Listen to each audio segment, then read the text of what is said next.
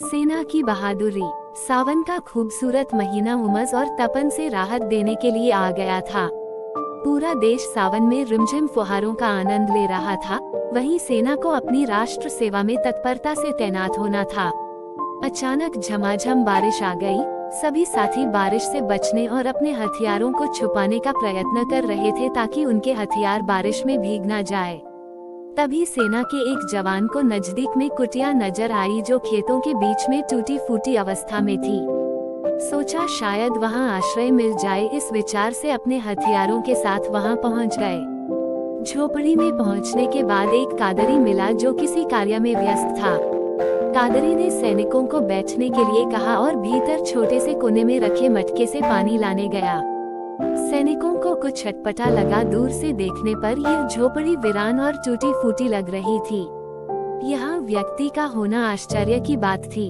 सभी सैनिक कुछ गड़बड़ हो सकता है ये जानकर सतर्क हो गए। कादरी ने सभी सैनिकों को पानी पिलाया और उन्हें अपने हथियार ढकने के लिए एक त्रिपाल दिया। कादरी के चेहरे पर शिकन थी और शायद थोड़ा घबराया हुआ था। वह जाकर एक कोने में नमाज की मुद्रा में आसन जमा लिया।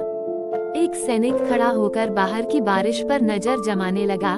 तभी उसके जूतों के चोट से जमीन में खोल होने का आभास हुआ। नीचे झुककर जायजा लिया तो वहां से एक सुरंग होने का पता चला।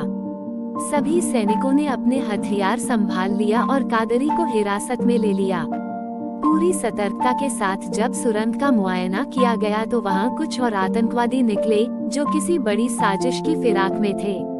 ये सुरंग भीतर ही भीतर कहीं और कुटिया से जुड़े हुए थे जो गुप्त आतंकी गतिविधियों के लिए प्रयोग किए जाते थे। सेना की इस बहादुरी से आतंकवादियों का एक पूरा गिरोह पकड़ा गया जिसके तार विदेशी संगठनों से भी जुड़े हुए थे। सेना की बहादुरी से देश में होने वाला कोई बड़ा खतरा टल गया। निष्कर्ष: देशभक्ति सर्वोपरि होती है। उपरोक्त कहानी को पढ़कर हमने देशभक्ति के मर्म को जाना। किसी भी व्यक्ति के लिए पहले राष्ट्र होना चाहिए, उसके बाद कुछ और। राष्ट्र है तभी कुछ और संभव है, चाहे वह घर परिवार हो या कुछ अन्य। जिस व्यक्ति में राष्ट्रभक्ति की भावना नहीं होती, वह व्यक्ति कभी घर परिवार या समाज की सेवा नहीं कर सकता। वह स्वार्थी प्रवृत्ति का होता है।